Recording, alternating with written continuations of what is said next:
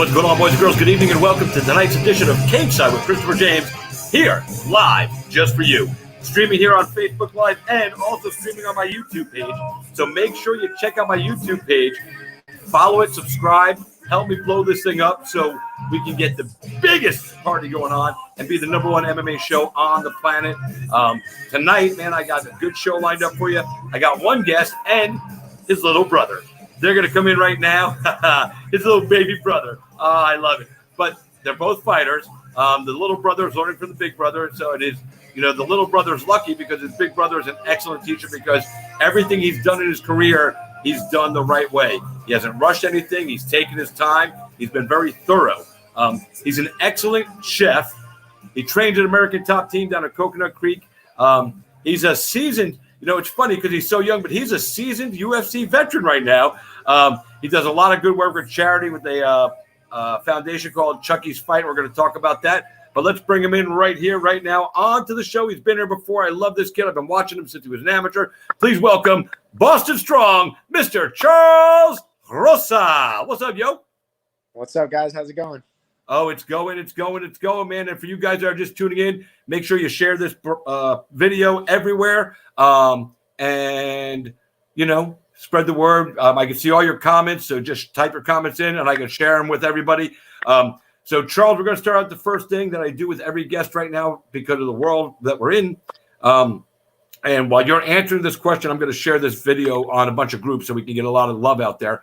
But while we are doing this, I want you to tell us, the first question of the night is, tell us the life in the day of Charles Rosa, UFC fighter, pre-coronavirus, and then a day in the life of Charles Rosa in the midst of this coronavirus. So I want you to tell us how your days were different. So, Charles, take it away. All right, cool. No, I got you. Yeah, a day in the life pretty much before the coronavirus. Honestly, not too much has changed for me from the coronavirus. Obviously I have to be more safe and sanitary and stuff like that, but, I'm still training every day. So pretty much before the coronavirus, I'd wake up every morning, make myself some breakfast, nice gourmet breakfast, get some, eggs over. Wait, hold on. Whatever. Yeah. Tell me the whole menu of your awesome breakfast. Morning breakfast. I actually got my little brother Lucas here too. So he, every morning he's, usually eating with me. So he helps me out a little bit, but yeah, I'd say every morning I pretty much almost eat the same breakfast. I will get, 2 eggs. I'll make them over easy, put them on some Ezekiel toast. Usually, cut up a banana, put some almond butter on it, and just, nice, healthy, fresh breakfast every morning. So that's how I start my morning. Head off to the gym for training. Usually, head to American Top Team for some jiu-jitsu, wrestling, whatever. Every day, varies from wrestling, kickboxing, and jiu-jitsu, one of the three. Come back, take a nap, maybe go to the beach, lay by the pool, one or the other. Look at the iguanas, lay by the pool, make some more food, a nice lunch. Usually get like a nice chicken or something from Publix, like one of those whole chickens. I usually eat the whole thing with some spinach, and then back to training at night. Usually head back over to American Top Team or Roger Crowell at American Top Team with Charles McCarthy, and practice some jiu-jitsu techniques or get a nice flow in with my kickboxing coach Roger. So I pretty much, that's a normal day for me. And after that I'll go home and either make dinner or head out to a restaurant and get some food. But so pretty much post coronavirus, the main thing that's changed is the beach and the pool is over now. So I don't get my midday, tan, go to the pool, relax in the ocean, swim on the beach, that. And then post training at the afternoon session, I don't get to, go out to dinner if I don't feel like cooking some nights. So those are pretty much the two biggest things for me. And, obviously when I go into the gym to train, it's a little bit limited with who I get to work with. I'm not training in huge groups anymore. There's not full classes. It's more individualized one-on-one training. So believe it or not, the only, I try to be a positive of every situation, but I'm actually getting pretty good training in because I have more individualized coaching. So, it's definitely not a good thing this is happening, but as far as my fight is scheduled May 9th, I'm getting the work I need to get in, still getting 2 sessions a day and, still eating real good. So. Hey, shout out to Alex Spartan Nicholson watching. He said, Rosa the main. So you can see his comment down there. And you get a hello from our number one fan in Florida, Debbie Gamble. Oh yeah, that's number one. That's Florida 2019 MMA Fan of the Year. What's up? She got a trophy to prove that shit. And that's Matt Weibel right there. He's the manager of your next opponent, Bryce Mitchell. And we're going to talk about that shortly. Yep. I spy a downtown TJ Brown. I don't even know what the hell that means. But I guess he's a Thug Nasty Time because he put hashtag Thug Nasty Time. So even though this is Charles Rosa's interview, they're talking about Bryce Mitchell. So by the way, guys, and we're going to talk about this in a couple of minutes, but Mr. Rosa supports a great foundation called Chucky's Fight. So on the bottom of the screen on the ticker, you'll see Chucky's Fight, and they work to prevent teenage drug abuse. At Chucky's Fight on all their social media, you can follow them and help Charles and his family and everybody else that supports this great cause on keeping teenagers from, becoming drug addicts. And with that, I want to ask you, because with the way marijuana is becoming legal all across the country, is that something that Chucky's Fight is concerned about for a teenager?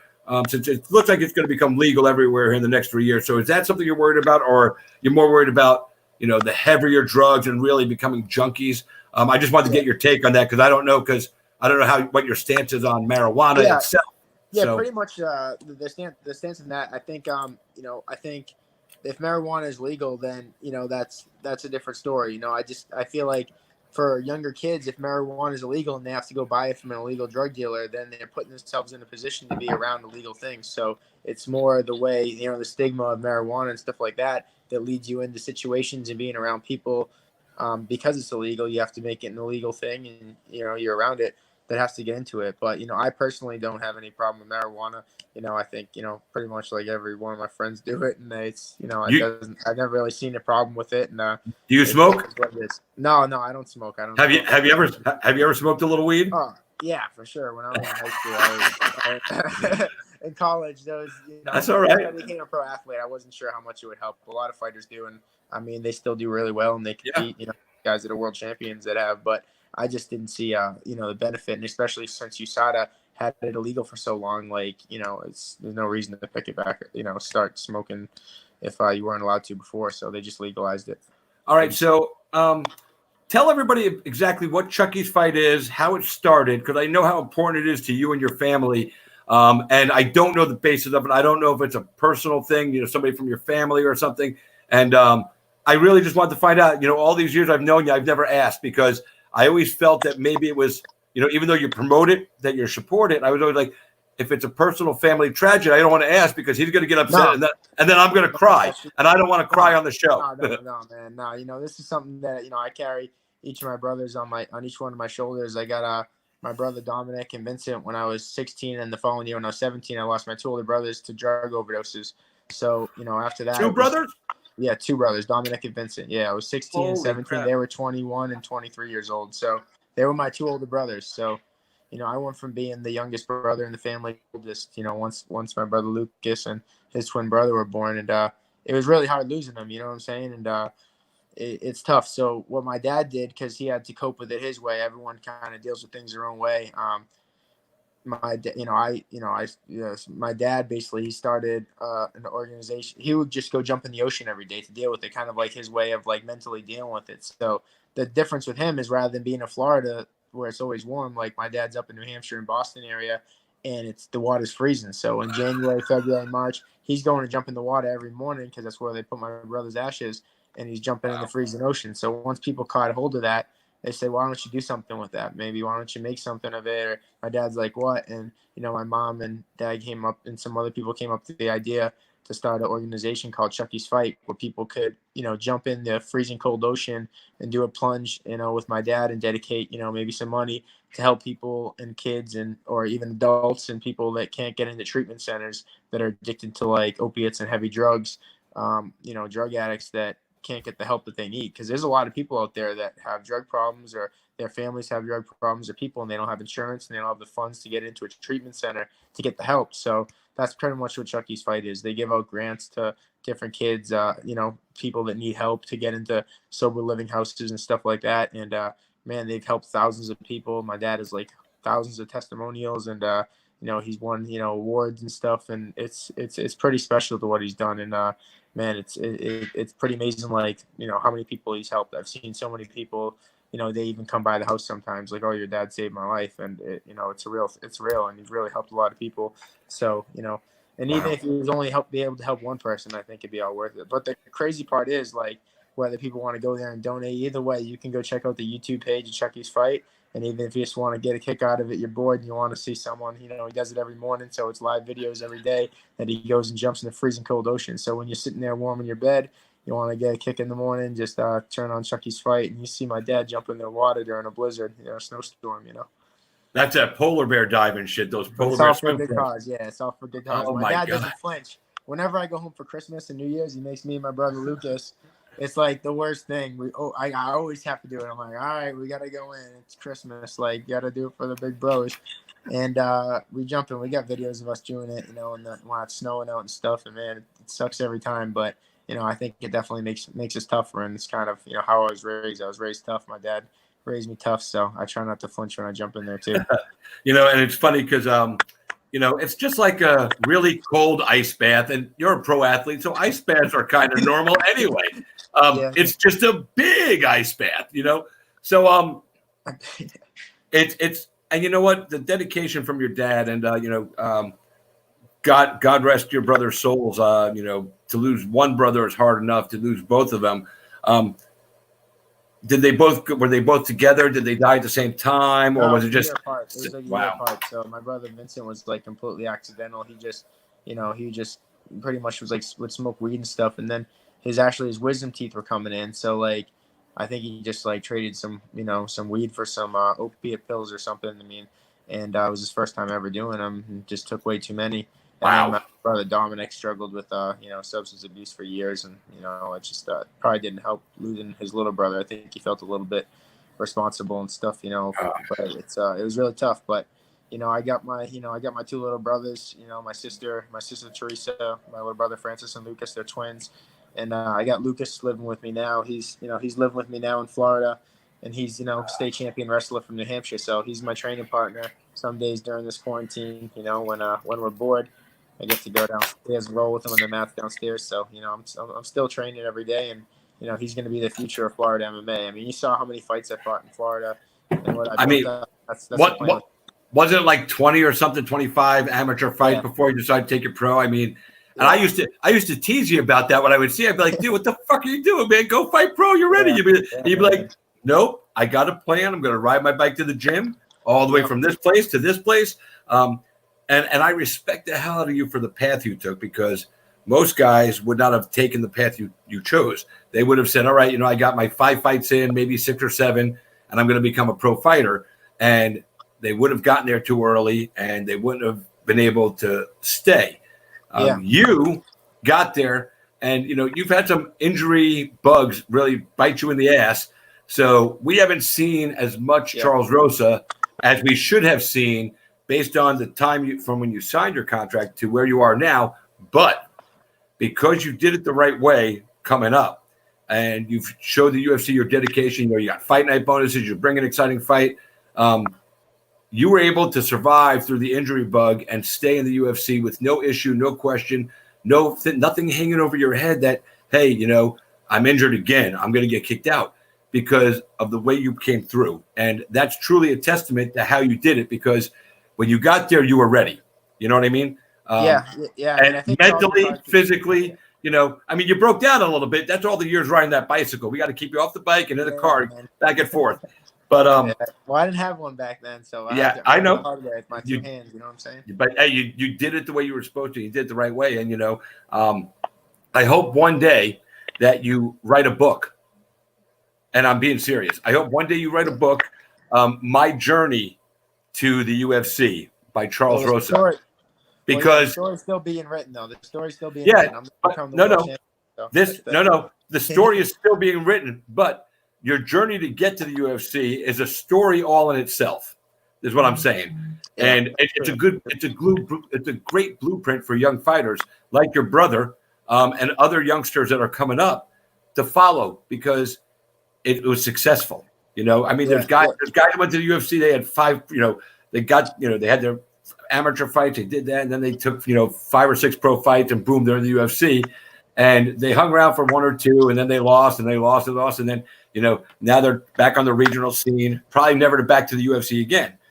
That will never. When you leave the UFC, it will either, in my opinion, it will either be because you've accomplished what you wanted to there, or they let you go because there was nothing else for them to do with you because you've accomplished everything you could have, and you're an old man at that point. I believe your staying power is legit, and you can win a fight and lose a fight, and you'll still stay. Mike Perry went in at 6-0, had a couple big knockouts, then he got bumped off. But even with the alternating wins and losses, because Mike is such a dynamic character, you're a Florida guy. He's so engaging. He's so polarizing. People love Mike Perry or they hate him. But he's been able to stay because of the way he delivers in the octagon, like you. He's not going to win them all, but when you see Mike Perry fight, he's going to perform though. That's the thing is like all my losses in the UFC are fighting the night bonuses. All fights I thought I won. I mean, I thought I won the Yair Rodriguez fight. I lost a split decision to Yair in Mexico fight. You go back and watch it. I mean, I thought I won, and I'd say most people did. And 2-1 in Mexico City against the Mexicans. It's a tough call, but sure, if it was anywhere else, then I would have got the W. But these are things that you learn from. You get better, and next time you can't let the fight go to the judges because that's it's the way the fight is. So I just go for the finish every time now. Yep. I mean, guys like you, Mike Perry, Nico Price. He's fighting too. Nico's you guys are what I deem must-see TV when it comes to a fight. Justin Gaethje is must-see TV. Even in a loss, I've watched you lose, and I'm like, look at Charles go. He got lost, but he's still always standing. That's the thing. I feel like I've never lost because I've never. I feel like in a fight, I have an old school mentality. It's like you have to. In my head, you don't lose unless you're not standing, but anytime I've lost it, it's just I'm still standing. Well, what the fuck? The judges say I lost, and it's what it is. But it's part of the game, and that's why you got to go out there. You just got to get better every time, and then you go out there and you put on a show. And I was fighting injured for a long time, but I'm coming off the biggest win of my career against a top guy, and first round finish, and it was my first fight back from my injury. So it just shows you that I got my power back, I got my skills back, and I'm confident. And I'm ready to make a run at the world title. Yeah, I don't think you ever lost your skills. I think you probably had a little, being a human being. I believe that, you lose a fight, you're human. So we all question our confidence in ourselves a little bit. The difference between a guy like you and some others is you felt a little question of your confidence. You went out there and you worked and you rebuilt it up here. Because if you don't have it up here, doesn't matter what you can do with these, because this will fucking shut you down.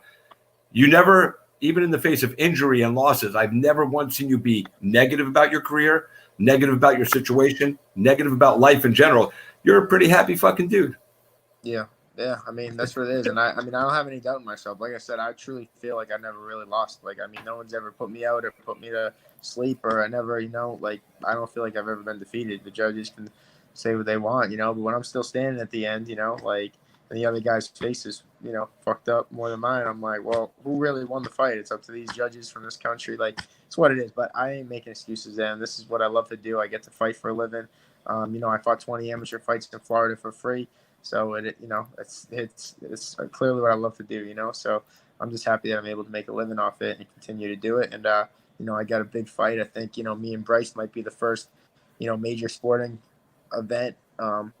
Pretty much the first major sporting event. It will be not fight since this thing's been going down. So it's going to be real. It's going to be real history. Hopefully everything works out and it goes the way it's supposed to. But we're going to be the first live major sporting event to take off since this pandemic, and I think that's really a historical thing. And I'm pretty excited. And there's nobody better to do it with than an American boy himself from Arkansas, Bryce Mitchell. I'm excited for it. By the way, not to jump off topic, but Yoo-hoo is the motherfucking bomb. Where's your? Had one of those in 10 years. Yeah, dude. I picked up a 4-pack at Publix yesterday. Lucas, you do these things? Yeah, I used to. Maybe when I was going to school. When he was 6 years old, when I was in 6. Hey, look, I'm 51 years old. Let me tell you, you little fucking hooligan over there, this shit's the bomb. I need to get them to be a sponsor because every show I drink one of these. I'm gonna be like, Dude, Yoo-hoo. I'm gonna have to get a sponsor. All right, I'm gonna have to get a manager first. Yeah, But anyway, get Supreme Patty to hit him up for you. oh, there we go. There we go. That's I your like boy that. now, right? Remember? He's not my boy. He's your boy more than mine, probably. You and Hey. you know, Supreme Patty, you down there training that kid to fight. You know, I'm glad you brought that up. I want you to tell us about training Supreme Patty. You know, the viral internet sensation. You know, all the stuff. And then he says, you know, I want to box. And you guys hook up, and you're training Supreme Patty, the internet sensation. You know, I mean, the kid went viral, and I still can't figure out why. So. But regardless of all that, you know what I mean? Because what does he really do? You know what I mean? I mean, at the end of the day, what does he do? He does stuff that other people aren't willing to do, you know? Yeah, you know, boxing ring. So yeah, I mean, that's crazy. You know? But I don't know anybody that it's stuff he does is crazy, but everybody was a fan of Jackass back in the day when people do that crazy. Dude, that was like one of the biggest things ever, and he just does Jackass shit. Like, but not many people are willing to do that stuff. So, you know, he's one of those guys that puts it out there and he takes risks, and you know, he gets the rewards from it.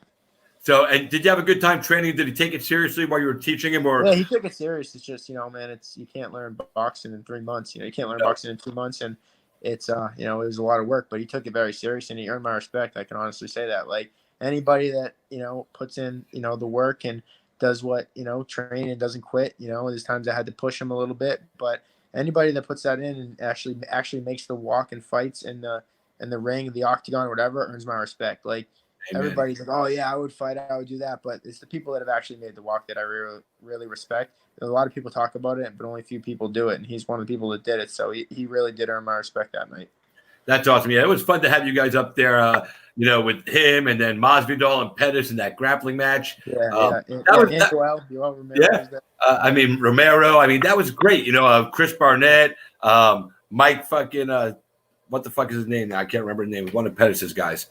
But, you know, and Sergio, I mean, it was so cool. It was such a good event. And, you know, you came up there because you were training Patty, and it was a good time.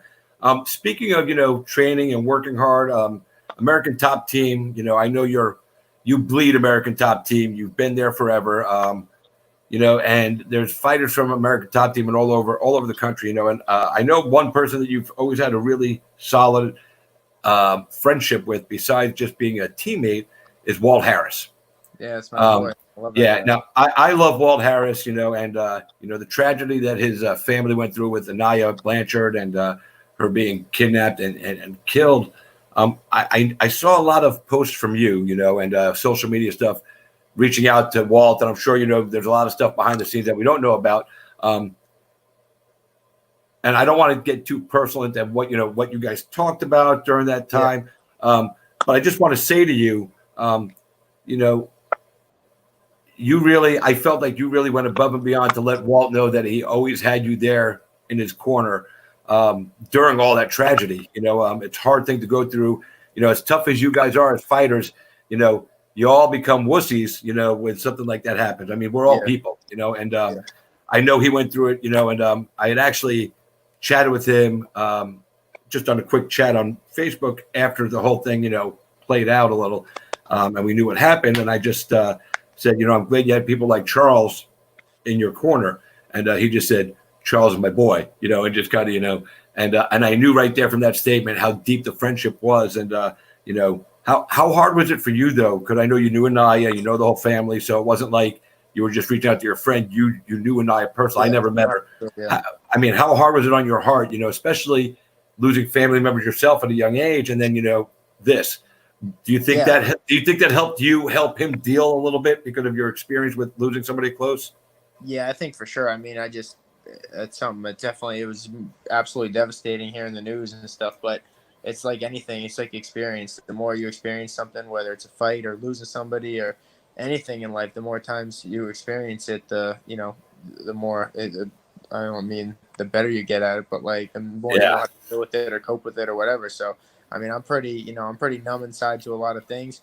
I mean, that hit me pretty hard because, like, I just never, like, it's one thing if someone, like, you know, getting in a car accident or overdosing or something, but, like, for the tragedy and the way that happened, like, I never heard of anything. Like, I've only seen something like that, like, in the movies and stuff, so it was really devastating, and there was really no words, but, like, you know, just, he knows that I'm there for him and stuff like that. We've always had each other's back since I met him, and, you know, we had always had dreams when we met each other. We were just maybe just taking our first pro fights or just amateur fighters, and like we always made it our dream that we were both going to make it to the UFC and become champions, and we're both going to be champions at the same time. So we always had big dreams, and then like there was down times where Walt got cut from the UFC. I remember. Like, I wasn't in the UFC yet. Like I like different stages that like it didn't look like things would go so good. Then all of a sudden, like now he's shining on top of the world. He's knocking out top 5 guys in the world. He's matched up against Overeem, and then bad things happen. But usually after something really bad, something good. And it's part of the story in the end. So it really sucks, but I think maybe it's something that'll give Walt the extra fuel to become a world champion. And it won't make it really make sense, but it'll be part of the story. And I think it'll make Walt stronger in the end, hopefully. Yeah, and Chucky's Fight said hi to me. Hi, Chucky's Fight. I love that I can put the comments up here. Was that you? No. I was just having Lucas say hi to my buddy Michael Stetskowski. He wrote a feature on you a few years ago. I don't know if the link will click from here, but about you fulfilling your childhood dream at UFC Fight Night. I love Mike. Me and Mike agree on pretty much nothing. Yeah. He has a completely different take. Like, I think it's time for you guys to go back to work. Mike doesn't. Mike doesn't think it's a good idea for the UFC to get back together. But I love Mike, so he's allowed to have that opinion. We can talk about it because, we could talk about like grown-ups, but I know, that he wrote this piece on you and he wanted to share that there. Let's look at some of that was my first win, my first UFC win, and it was also in my hometown, so it was a special article for sure. All right, and we got Sheena Starr sending you love from Michigan. Be blessed and be well. Amazing cause from Colin Wilkerson. He says fully supports us. He'll be checking it out. Debbie Gamble, she says, I love it. I want to go in the water with your dad. Anytime. He'd love to have you, I'm sure. Colin said, is that a Yoo-hoo? Damn straight that was a Yoo-hoo, dog. Justin Sims, my favorite UFC fighter, hands down. Justin Sims, he's the man too. The first few minutes of the hair fight was nuts and Charles won. Or the Yair fight. No, he was Yair. He wrote the wrong thing. But he was talking about your hair, right? That's what I thought too. Definitely should be the first fight. Let's see what else. Any Rosa Corona Camp shirts going to be available anywhere for this fight? Nah, man. I've just been, it's really difficult to get in touch with anybody right now to do make shirts and do all that stuff. So I'm just focusing on my camp now. But hopefully, when I get the chance, I'll make some shirts when I can. But nah, man. I'm just training right through this thing and going to weather the storm and stay healthy and get in the cage May 9th. Yep, and Charles also, Justin said, Charles Rosa and his whole family, Chucky's Fight, and his story experience have saved many people. The whole family has the heart of champions. And then Chucky's Fight told everybody to stay safe. And we try to, we're washing our hands. We're, I work now because I DJ, but I can't DJ right now because all the clubs are closed down. DJ, nice. Yeah, I've been doing that for 20 years, man, or 30 years actually. But I've been working at a club for 20 years, the same place. It's a nudie bar, but yeah. But I've been in the same spot for 20 years. It's a historic. It's actually historic landmark in Tampa. It's 2001 Odyssey, and they got the spaceship on the building, and everything. But anyway, I've been there for 20 years. But there's no openings right now. We're not open, so I can't work. And no fights for me to announce right now because all the promotions are shut down, and they're slowly going to come back. Island Fights is ready to come back, so we're going to do that. But I'm delivering groceries right now in the daytime for a company called Shipt. Yeah. I'm making pretty decent money. I'm not putting a lot of time in. I'm making good money. People really appreciate it. I get to help out people. But I wear a full-on respirator. Not just a fucking little paper mask. I've got the big thing. I look like a bug. I walk. Maybe similar to Bane, but at least mine's like keeping me safe. His is just keeping him scary. But I walk into Publix and people look at me all the time. Like the other day in Publix, I'm walking up and down, and this guy kept walking up and down the aisles. But I'm wearing this thing, and he's like, "Luke, I am your father." Doing that bullshit with the Darth Vader, right? So he did that to me 4 times. On the 5th time, he comes down the aisle. He did it again. I go, "Look, dude." I literally took my mask off. I said, "Look." I said, the joke was funny the first time. It was all right the second time. Now you're making me angry. We all have to wear these stupid things. I'm just trying to keep myself safe and keep you safe at the same time. If we walk down an aisle again and you say it again, we're going outside. And I put the mask back on. I just kept walking. And and I'm not a fighter guy, you know, but when somebody pushes your button, you know, it's like, all right, look, I'm 51 fucking years old, and I'm done taking shit from any motherfucker out there. You know, if you want to go, let's go. Maybe you'll kick my ass, maybe you won't, but I'm done dealing with your crap, you know. I mean, if Charles Rosa got out of line, I mean, I'd have to slap him around a little bit, and throw him in the corner. No, I'm just kidding. I'm gonna push that button. No, don't push that button. Hey, Charles, please don't push that button. I'm just talking shit. But in all reality, you know, everybody's got to do this whole life crazy Corona. So, you know, I know you're doing what you're supposed to, your brother and your family, and, you know, like I said, your whole family with the Chucky's fight thing. But now let's talk to you about what everybody really wants to talk about, and that is you and Bryce Mitchell. We touched on it a couple of times, but this fight really does have, again, fight of the night written all over it. Bryce has come on. You know, he's a redneck kid from Arkansas. He's a good old country American boy.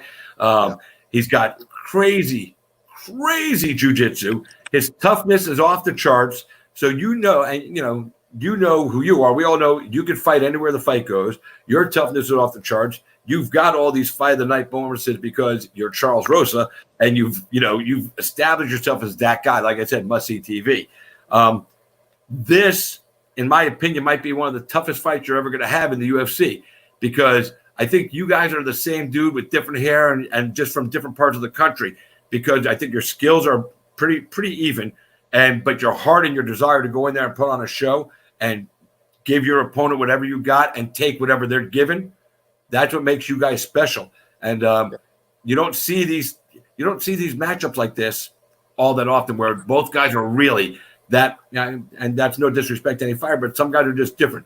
There's the current of, like, I'm really excited about this fight. I'm talking about right now, and I'm getting goosebumps legitimately, because I already know you guys are going to set. If you're the first fight of the night, you're going to set the tone for everybody else, and they're going to have to work extra hard to get those bonuses. Because you're going to put the card, you're going to set the standard. And I can't wait. So tell us first, before you tell us about, you know, what you obviously want to win the fight, you're going to give us some ideas on what you're going to try to do. But what I want to know is, what do you think of Bryce Mitchell, not as an opponent, just as a fighter in the UFC? Like, if you were just watching fights, give me your evaluation of a guy like Bryce. Give me your evaluation of Bryce.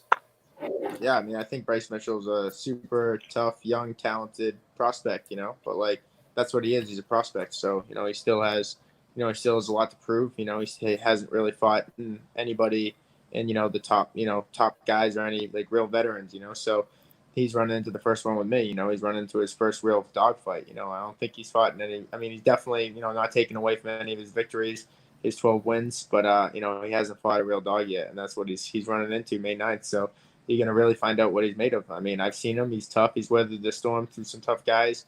He's went with some pretty good guys. I'm not sure. You know, I mean, I'm a black belt in Brazilian Jiu-Jitsu, so I mean, I really doubt that he has the skills on the ground as me. I mean, I think he's pulled off some pretty slick submissions.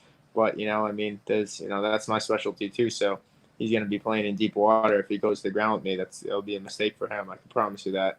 And, you know, and if it stays in the feet, it's going to be a hell of a fight because he's a tough kid. I know he can probably take some damage, so it'll make for an exciting fight. So he's going to have to pick his poison, though. Either, you know, if he goes to the ground, he's probably going to get choked out. And if he comes in, you know, he comes in too hot, rushing in on me, he's going to get knocked out. So it's one of the two poisons he's going to have to pick. And, you know, I'll just hopefully make it exciting so we can either get the fight of the night or get a performance bonus, one or the other. You know, if I was a professional fighter, I would always be not afraid, but there would be two types of fighters that I would be wary of and very on my game. Mexican fighters, because there are no Mexican fighters I know that quit. You can hit them with a bat and that fucker's going to get the fuck up and keep fighting. Yeah. And real, true country guys, true country boys. Yeah, because they have a different mentality. They were raised differently. Well, that's the best thing about this, though, is I think you know, you get a city boy, like I always wanted, like, who would win, like a country boy or a real, like, city kid from the streets of Boston, and you wonder, you know, like, you know, kid from the sticks and middle of Arkansas, and you get a kid from the city in Boston that, you know, grew up fighting on the streets. You know, he was probably wrestling his friends in the barn. I was wrestling with my friends after street hockey games and in the middle of the street, you know. So we're gonna find out. We're gonna find out who's tougher, and that's, I think, the excitement of this whole thing. This is what fighting's all about. We're gonna find out who's tougher and who's the toughest kid in America right now. In our weight class. So that's what we're gonna find out, and then hopefully, after that, we move on to see, who's the toughest in the world, and that's the way this thing works. Absolutely. It's funny. Some of the comments popping up when I say, I say country boy, and this guy Colin goes, "Say what you mean. He's a redneck."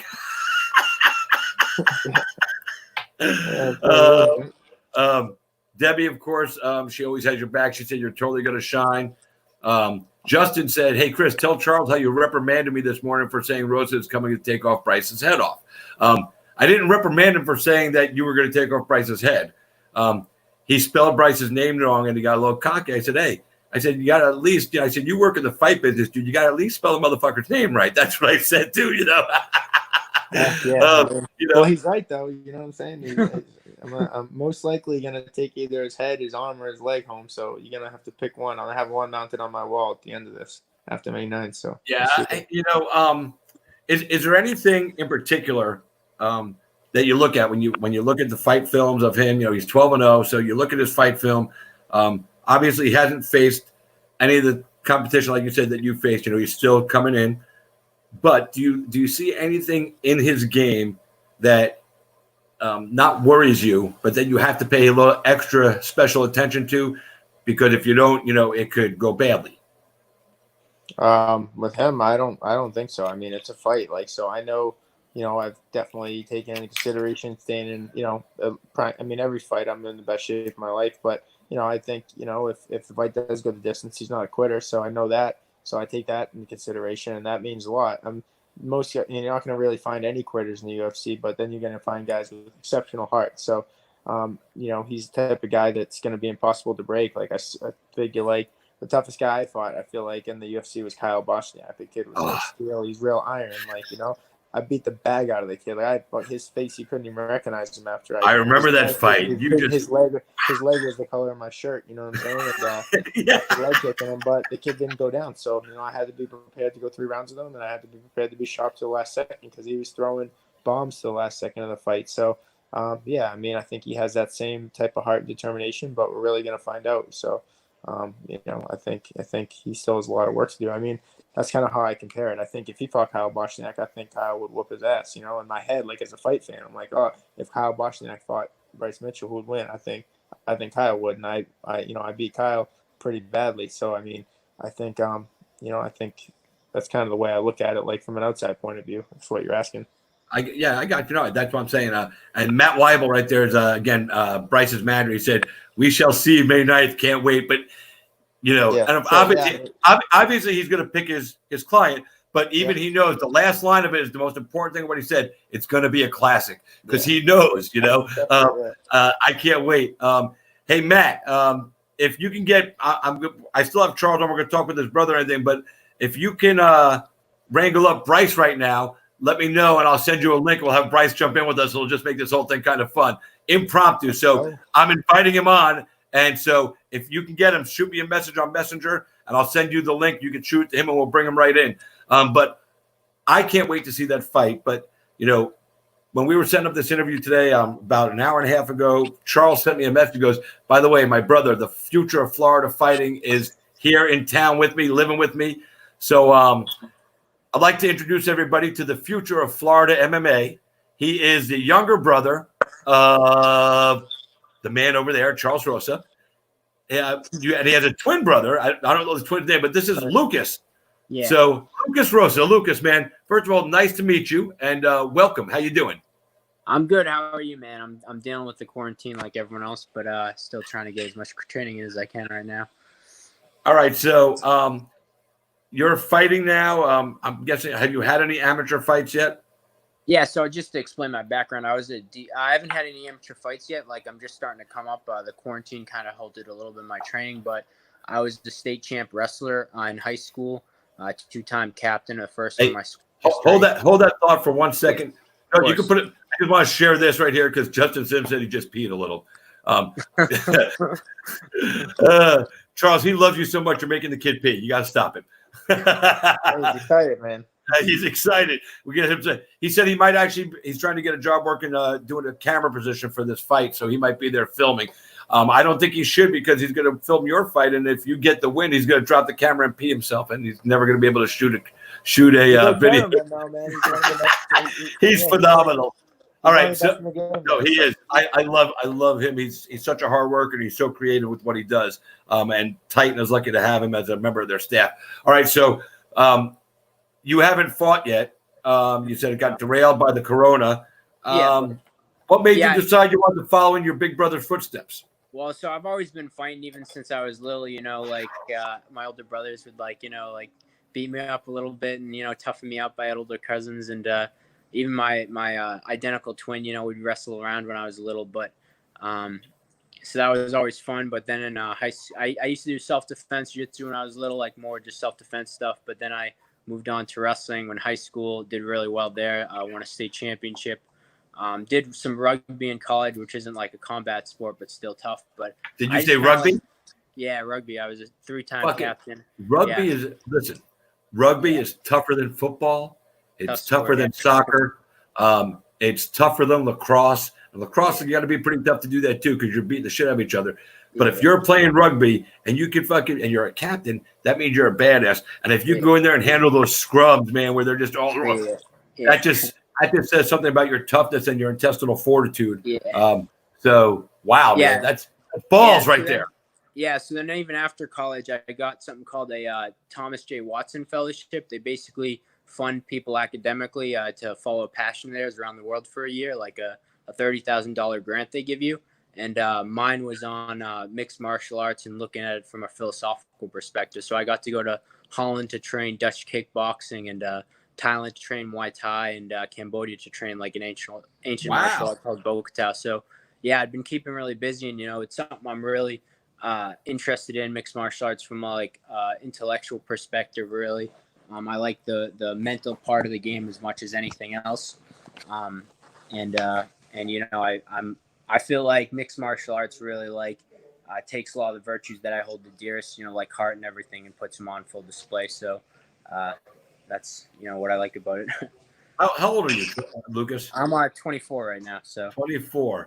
Yep. All right. And you have an identical twin brother? Identical. Yeah. Identical. That's fucking awesome. Yeah. You know what the good thing is about that? You should never – it's too late now because we blew the thing. But I was just thinking to myself, Charles, we never should have said he had a twin brother.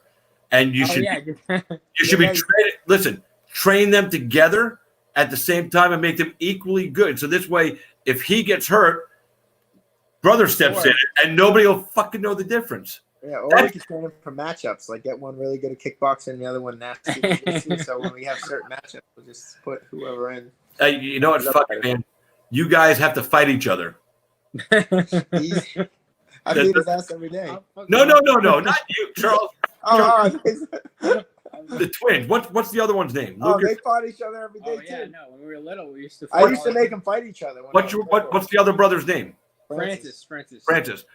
I mean, we need to get them in an actual MMA fight together, but not in the amateurs. So we got to get Francis all trained up, and then we got to make them fight pro. Because do you realize the money you guys work hard, get them both to the UFC, and then just call each other out? That movie already happened. You didn't see Warrior? Yeah.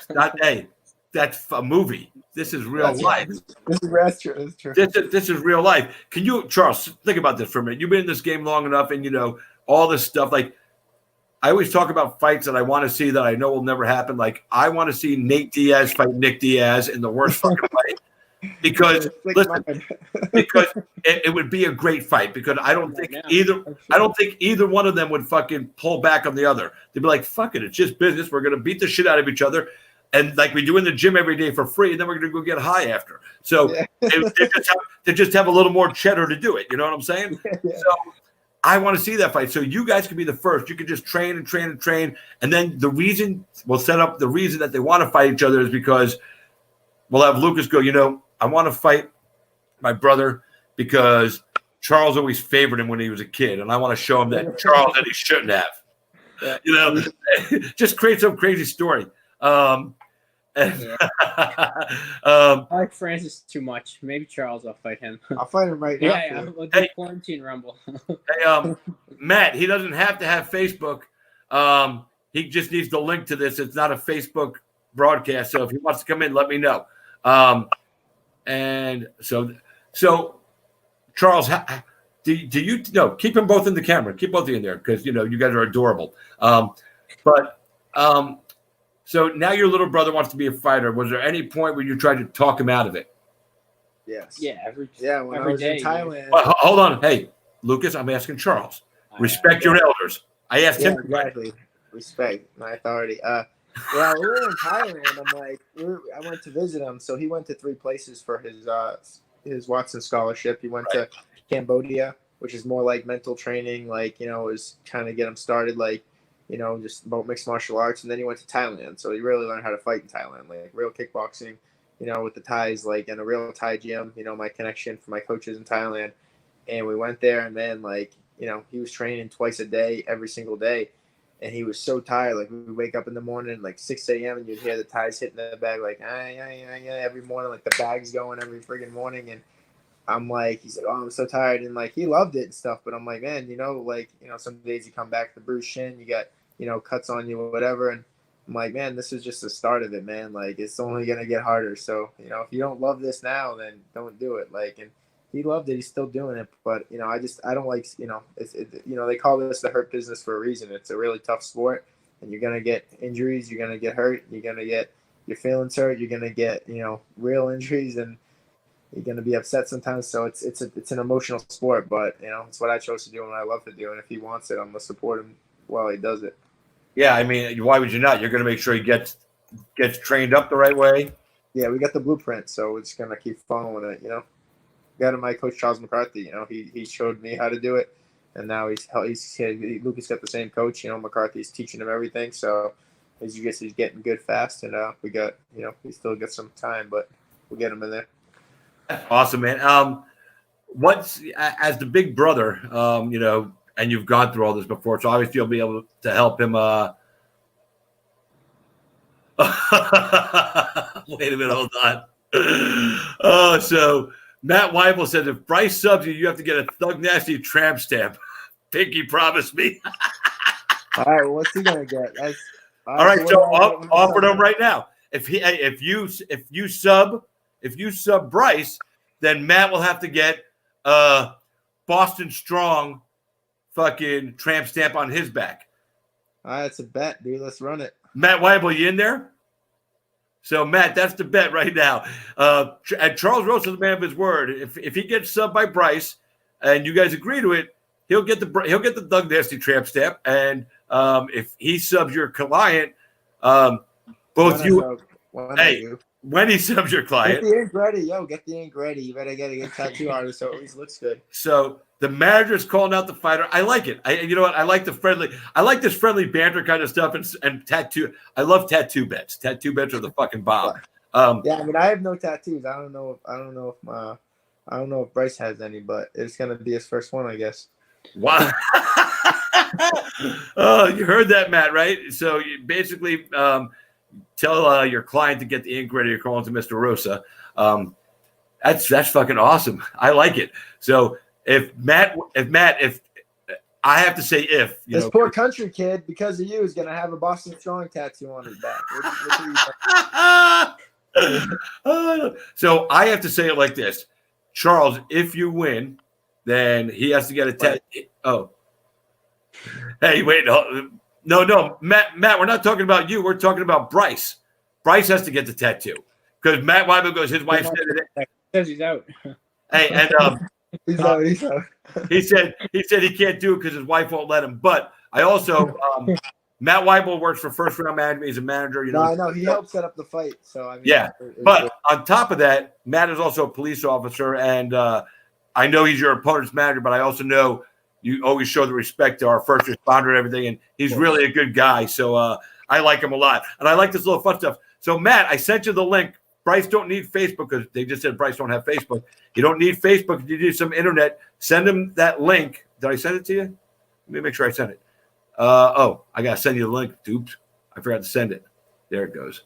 All right, so I just sent you the link. So if you can get Bryce on the phone or something, tell him to follow the link and come join us on the show. But let me pull that off there. So now that you're training your brother and he's working with you every day, what's the one best piece of advice you can give to him as he embarks on the path that you blazed before him?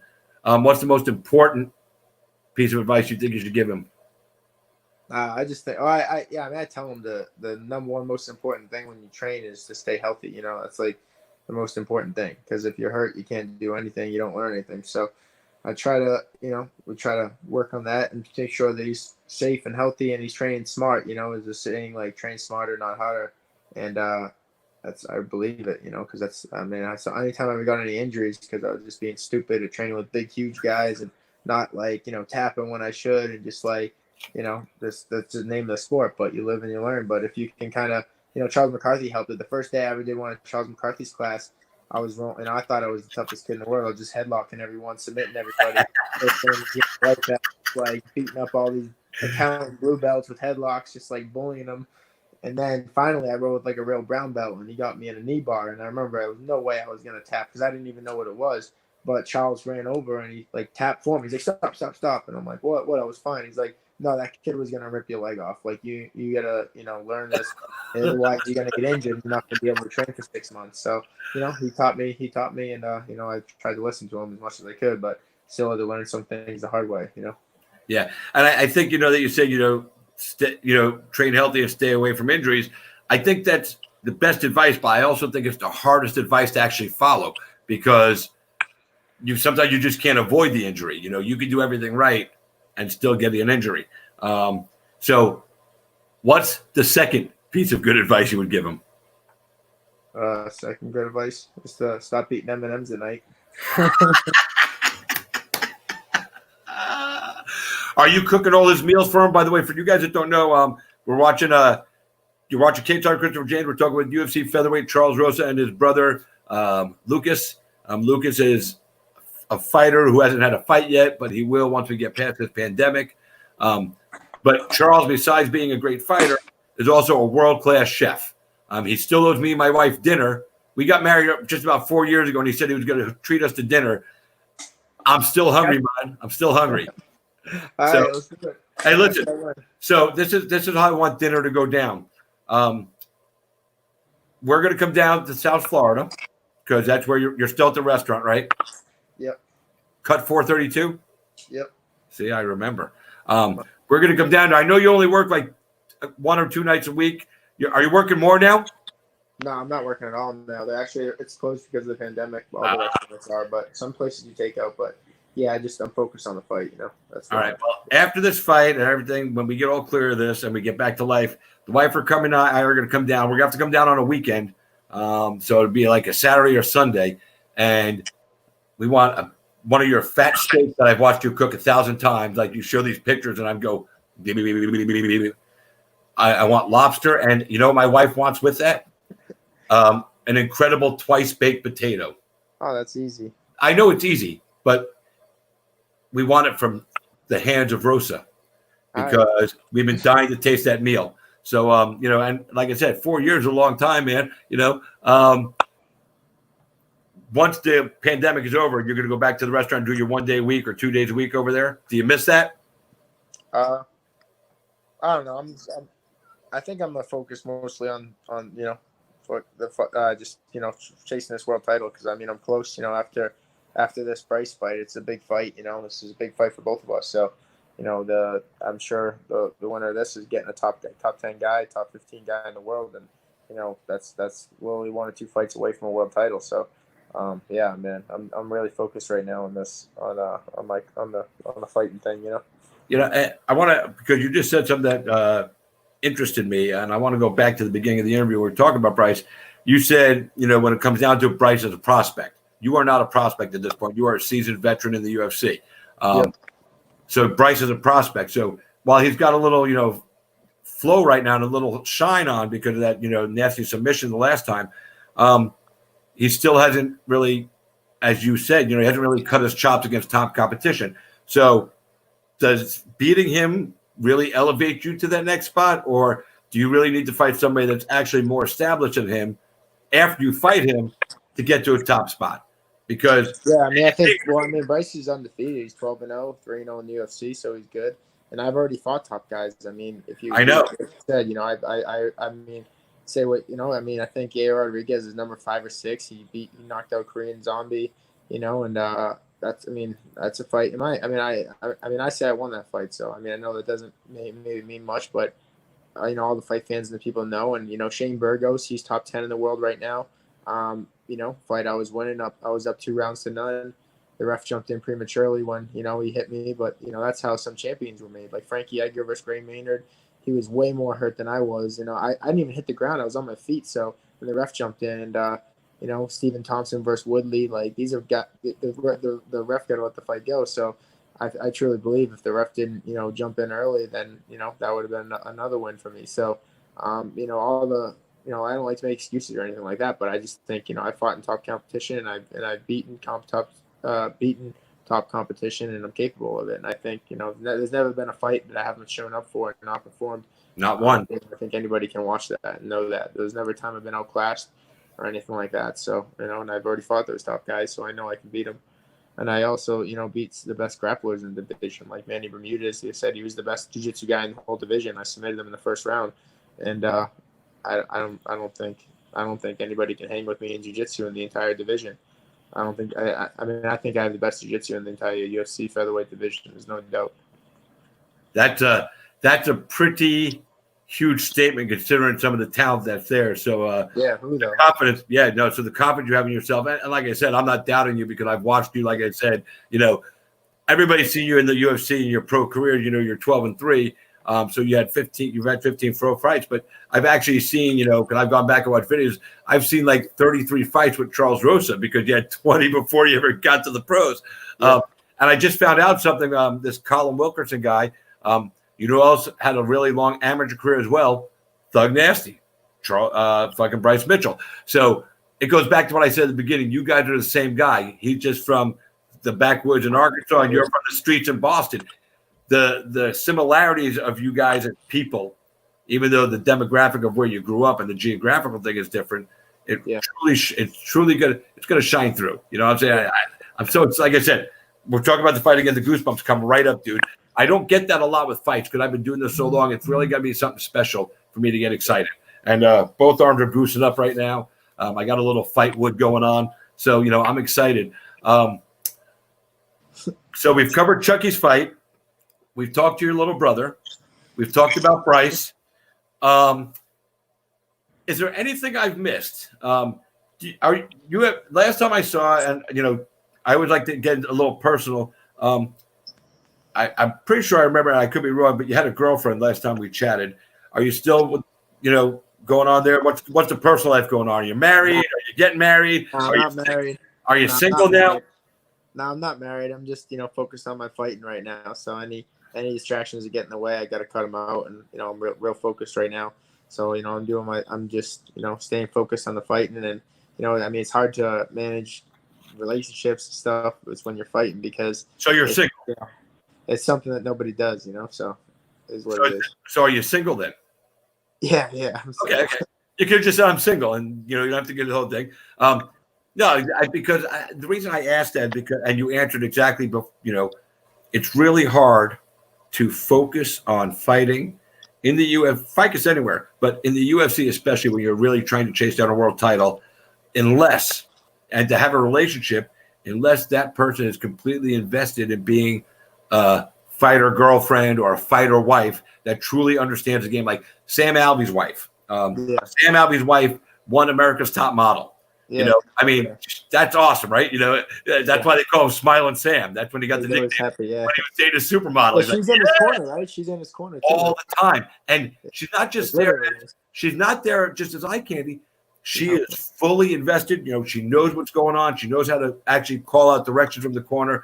She's very, very, it's their fight team. You know what I mean? Yeah, it's tough because fighting's a real selfish sport. You know what I'm saying? So it's tough. It's tough. You got to be selfish if you want to be the best. But yeah. And once you get through it and you get the world title, because you seem to me like a young man that at some point is going to want to get married, have a couple little Charles Rosas running around. I think if you don't, your mom and your dad are going to get pissed off, and dad's going to beat your ass because your father is like the guy that, all right, look, fucker, give me a grandson. Come on, let's go. You're right on. And then Lucas and Francis, hey, give me a grandson. What the fuck, bro? I mean, so your family pressure. I'm like, he's 33. What now? No. What do you say about 33? He said they're giving him pressure. Yeah, because you're a little older. So now, but Lucas, don't do it yet, bro. You got to get your fight career on. Yeah. Do what your brother's doing. Have a little fun on the side here and there. No commitments, and go to their house. That's the best idea. Go to their house. Never bring them home.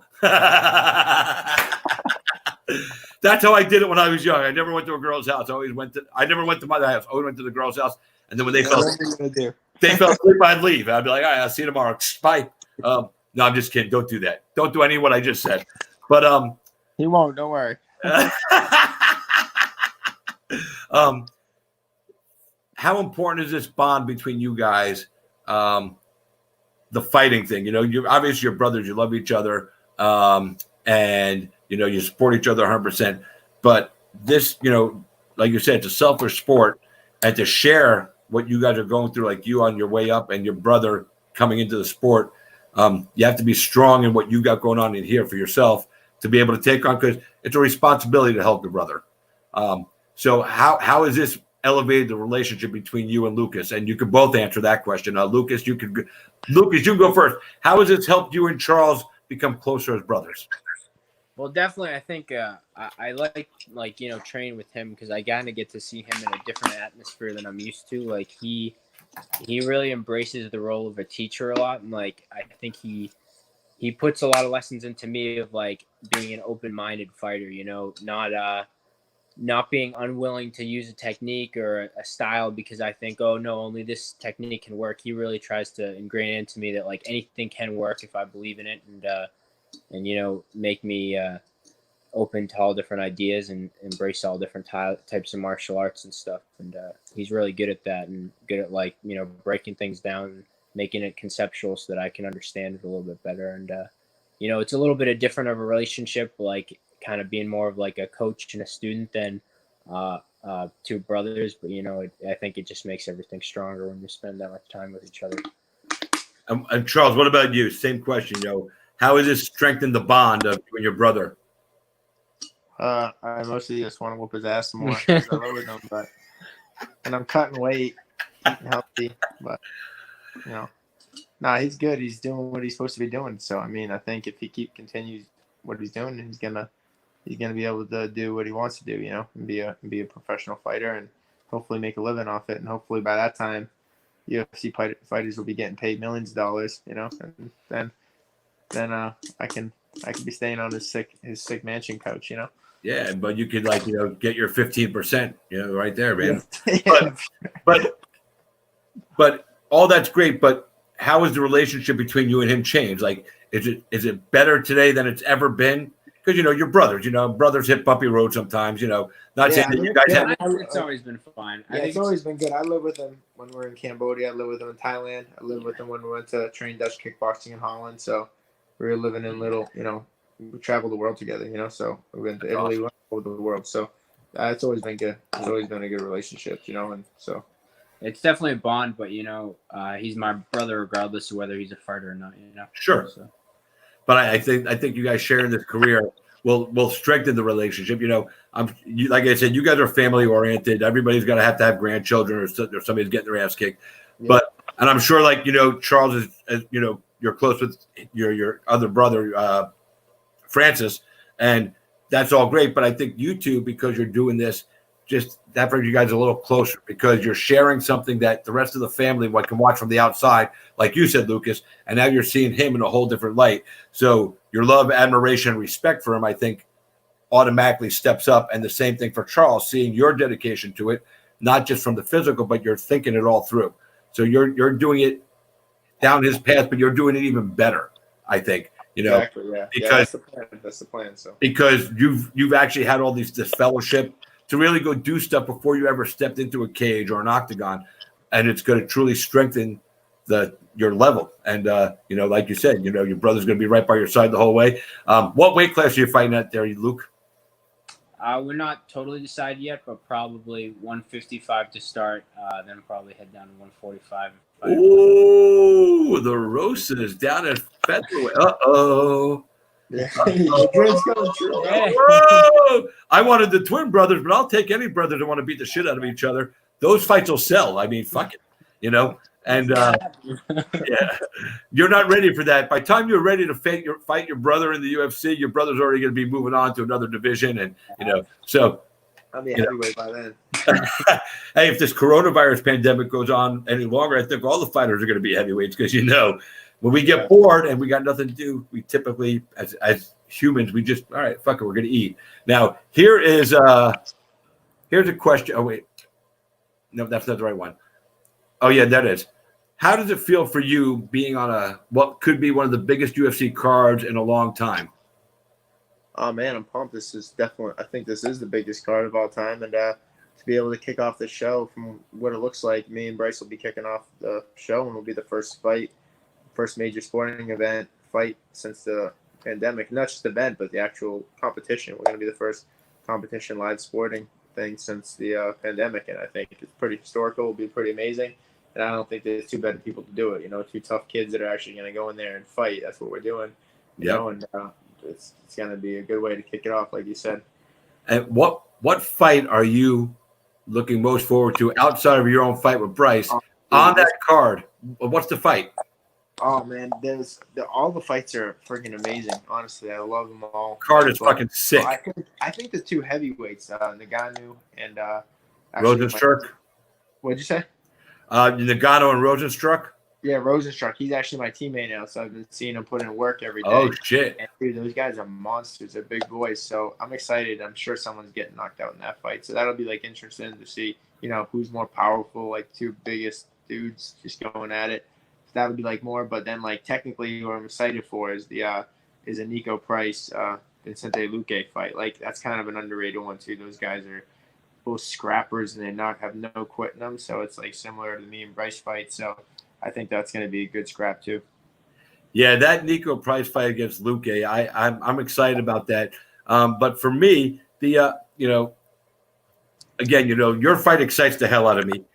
The other fight on that card that, of course, the main event, Gaethje and Ferguson is going to be off the chain. Oh yeah, of course. That's the main. But you can pick the fight. You don't have to pick that fight as the one you're most looking forward to. But I think that fight's going to be awesome because if Ferguson can take those punches, because Ferguson takes the most damage in the early part of every fight he's ever been. That's when he takes the most damage. Then he loosens up and then he unleashes. If he can take the punches from Gaethje when Gaethje lands and get up from those, then that right there is going to determine the fight. Because if Ferguson can survive the first round with Gaethje, I think Ferguson will end up winning that fight. I think Gaethje has to finish him in the first 2 rounds. If he doesn't, Ferguson. It's 5 rounds. It's 5 rounds, right? It's a title fight. Yep. So 3 5-round fights in this card. It's insane. Yep, those two will lead off as the main event, and then Cejudo and Dominic Cruz. Everybody's saying Cejudo's going to win. I'm taking Dominic Cruz. I'm a sentimental guy. I think his footwork is still phenomenal. He hasn't put on any damage in a few years now. So, and ring rust isn't real. So he's going to come in firing like when he came back and boom, immediately won a title when he came back the last time. Yeah. So he's going to be good. And Amanda and Felicia Spencer. That's going to be a good fight. I think a lot of people are saying, Amanda's going to, come out there and just knock her out quick. I don't think it's going to happen that way. I don't even know who to pick. Amanda is so tough. She is the female GOAT. There is no doubt about it. Yep, she is. But Felicia, her ground game is her strength. And if she can get Amanda down, even if she doesn't hold her there, for a long period of time, but if she can force takedowns during that fight, I think Amanda will get a little tired and she'll change her strategy. And Amanda's a beast, with her jiu-jitsu. She's a legit black belt. She's a black belt. But the problem is she hasn't had to really use it in a fight in a long time. Yeah, she still trains it though, you know what I'm saying? But I know. But it's different when you fight it, Anderson Silva's jiu-jitsu is sick. Other guys, Jose Aldo, his jiu-jitsu was off the chart. He never has to use it, When was the last time you seen his jiu-jitsu? Because they fall in love with the striking. They fall in love with the striking, and then they forget, not that they forget the skill, they forget to use it sometimes. So I think it's going to be good. I still take Amanda to win, but I don't think it's going to be a walkover like some of her other opponents, because Felicia's hungry and she wants to go out there and put on a show. And I'm excited for that one. But the fight on the card that I'm really looking forward to is Carla Esparza versus Michelle Waterson. A strawweight fight that I've wanted to see for years. And it's the true stand-up fight of Michelle Waterson versus a real wrestler, and the female wrestlers, some girls practice wrestling and because they have to with jiu-jitsu and grappling and to tone their skills. But Carla's been wrestling since she was like a teenager, wrestling teams in high school and college. So she's truly a wrestler. She knows the grind. And when she starts putting on that hustle and she starts grinding, it's hard to stop her. Those two right there, I think that's going to be the sleeper to, maybe come in right behind you guys for a bonus. Everybody's always expecting from the top of the card. I always try to look at the bottom and the middle of the card to see where there's fights that can sneak in. You guys are not going to be a sneaky fight. Everybody's expecting you guys to fucking just blow the roof off. Yeah. That's my sleeper fight for one that's going to really, make an impact on the show. We've had you on for a little, over an hour. I didn't realize we were going to talk this long, but that's what we do here. So we're going to end up with this because I don't want to keep you all night. Tell us, before we go tonight, what you would say to the world. You're a professional athlete, so people want to hear the opinion of their athletes and their, people that they look up to. So tell us in the world of Charles Rosa, what the world needs to do while we're stuck in this pandemic, and your best advice on how to deal with life right now, because we're living in a crazy time. So I would like to hear from you what you would say to everybody else, or what you're saying to everybody else, but now say it to everybody on the show. Yeah, I mean, I definitely think that everyone, is doing a really good job. I see, everywhere is going, people are doing what the government and people are recommending to do. And, all the people, obviously, I commend all the people working in the hospitals and all that stuff. They're all, doing their jobs, helping people. So, those are like the real heroes. But, yeah, man, I think it's also, hopefully with this, hopefully this fight goes down May 9th and we can, get the world back going, back the way, it was before, and at least start to, and really it's going to start May 9th when me and Bryce kick off the show. So once that gets going, hopefully the economy will boost a little bit and people will start getting, better and more positive, more good things will continue to happen. So this is going to be the start of it, I think. So tune in May 9th on ESPN, and it's going to be hopefully the end of this coronavirus, or the start of the end, Yeah, and what happened if you can't get to a barber before that? We're just going to see Charles Rosa, the hippie-haired fighter, because I've never seen your hair this long. It's crazy. Yeah, that's it, man. I don't know what we're going to do. But you know what? Hey, I got to tell you, dude, you look like an old-school Guido guy from where I grew up in New York, man. You got the whole fight. You got the whole look. Not even on purpose. It just grew like this. I know, man. That's what I'm saying, bro. It's like it's all in. Your hair is all in right now. So, listen. First of all, let me put your brother on the screen there real quick.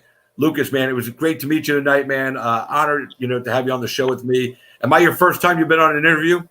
No, like third or something, but all with him. So yeah, we went on. I tried to get him on a set. I got him on one after a Titan show. We went on, and then at the bare knuckle fights, the Kevin Smith and the show, we were there. We sat cage side. That was pretty cool watching those bare knuckle fights. Shit's pretty amazing. So yeah, we've been on a couple interviews before. All right. At least I'm number 3, I guess, man. I thought when you messaged me and said my brother, I'm like, all right, I'm gonna be the first time to interview this kid before he's a big star, but he's already like broke his cherry. I'm a little hurt. I'm right in the feelings, man. But no, it's all right. Listen, it was great to meet you tonight, man. You couldn't ask for a better brother to have in this sport, in my opinion, to show you the ropes. So my advice to you as a young fighter, and I've been in this game a long time watching, and your brother will tell you, if I say something, it's because I say it from experience of watching it all go through. The best thing I can tell you as a young fighter is to listen to the guy sitting on your left, because he's done. Like I said, I love your brother. He's done it the right way, and that's why he stays in the UFC. because he did it the right way coming up. He didn't take any shortcuts. He didn't try to expedite the process. He knew there was a process that he wanted to follow, and he stayed true to it, because he could have went pro a lot earlier, and then he could have been in the UFC a lot sooner.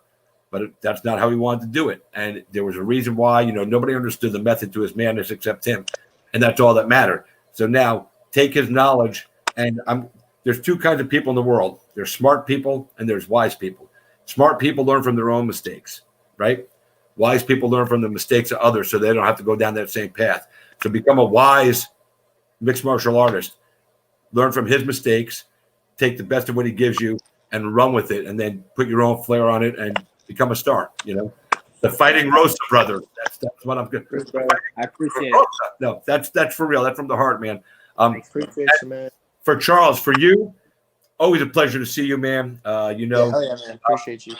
It's hard for me sometimes to do the media stuff with some of the guys that I really like, because people go, "Oh, you're biased," So I thought you were gonna get Bryce. Yeah, I thought you were gonna get Bryce Mitchell on here. I was trying to. His manager actually. He didn't want this. No. Listen, let me read you the message his manager sent me when I told him to. He's probably out hunting squirrels or some shit. I'm going to show you the exact message right now. I don't know if you can read it. Oh, it says Bryce Mitchell is scared of Charles Rosa. He doesn't want any of this. It says exactly what you said. Bryce is chasing squirrels in the woods and has no service, and we'll see you all on May 9th. So that kid is out chasing squirrels. You know your opponent, dude. That's awesome. But I just want to thank you for taking the time tonight, man. It's been a while since we had you on, and life's been busy and crazy. But I'm so glad we got to talk to you tonight, man. I'm glad life is going well for you. Cool, appreciate you, guys. It's Chucky's Fight. Fought where there it is. I had to put the right banner on there. Chucky'sFight.com. Chucky's Fight works to prevent teenage drug abuse and help teenagers, get through it. So at Chucky's Fight on their social media, follow them and help Charles and Luke and the whole Rosa family. Started this foundation and members of their brothers and their son and everything else. So let's keep that dream alive, and let's help so no other family has to go through what the Rosas went through with their brother and their son. And keep these kids on the straight and narrow, man. I think that's the most important work you do, and honored to announce it here. And I'm going to share the link on the interview after we get off. I'll put it on there on the bottom of the interview. But Charles, man, thank you so much for coming on tonight. Like I said, man, good luck on May 9th against Mr. Bryce Mitchell and Lucas. Is he going to corner you? Is he going to come down and work your corner? Yeah, that's the plan. I mean, we're going to see what happens. We got to see how many people the UFC is going to allow and stuff, but we're going to try to bring them up there with us as long as they allow it. And I think 3. I think they're going to let you have 3. So yeah, that's what we think, but we don't know yet. So we're going to see. That'd be cool. Out. That'd be awesome.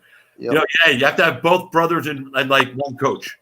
Just big your twin brothers walking down. People be like, "What the fuck is going on there?" Yeah, well, they could just share one pass. They won't know the difference. All right, you go in now. I'm going to go pee, and then come bring me the pass. Yeah, I got it. I like it. It works. Mr. Rose, good luck tonight. And Lucas, good luck to you in your career, man. We'll keep up with you. We're going to follow you all the way through, man. We're going to chart your success, and you're going to become a regular on my show. So you guys can go ahead and click out. Thanks to the Rosa brothers for coming tonight. Be well, man. So that was Charles and Lucas Rosa. Good guys, man. Don't forget, like I said, Chucky's Fight. It's very important to, help teens stay off drugs, man. And you even heard him. He said it's not about marijuana, because marijuana, is probably going to be legal here for everybody in just a short period of time. Thank you to those guys for coming in tonight. Always love chatting with them. I got to make sure he owned up to get me dinner for me and my wife for our wedding 4 years ago. Like today was actually the anniversary of my bachelor party. And I went to a UFC event with a bunch of friends here in Tampa and Rumble and a few other people. Gotcha. Yeah. So let's see. We got some more comments. Let's see. So, how do you feel about Nico Price? This is still live, Kevin. I'm still live right now. I have been live for a little while. So Hudo for his cruise. Charles Rosa, my brother, who's a BKFC. Did Shannon Briggs really sign? Yeah, we just have on a podcast. Blah blah blah. Chucky's Fight. Listen, everybody, thanks so much for tuning in, being part of this, man. Appreciate you all. I love you all. Thanks for letting me be a part of your lives tonight and you being a part of mine. As always, I can never put into words how much that means to me, the sport. Don't forget to follow me on Cage Side with Christopher James. That's my Facebook page. Follow me on Twitter at Chris James MMA, on Instagram at Christopher James MMA, and my YouTube page. You can look it up. The links will be on my Facebook page. Just go back and look at one of the videos I've shared from the recent and subscribe to my YouTube page. I'd really appreciate it. No guests lined up for tomorrow. I'm actually going to be doing something else tomorrow night, so I won't be here to do a show. I will be here tomorrow morning for a little Fired Up with Christopher James. Always a fun morning show because we talk about everything, not just fights. So until the next time, thanks for tuning in. I dig you guys all so very, very much. But, you know, it's time to get the hell out of here, man. So listen, y'all, you be good, stay safe, God bless. And until the next time, I am Christopher James, Cage Side. Good night.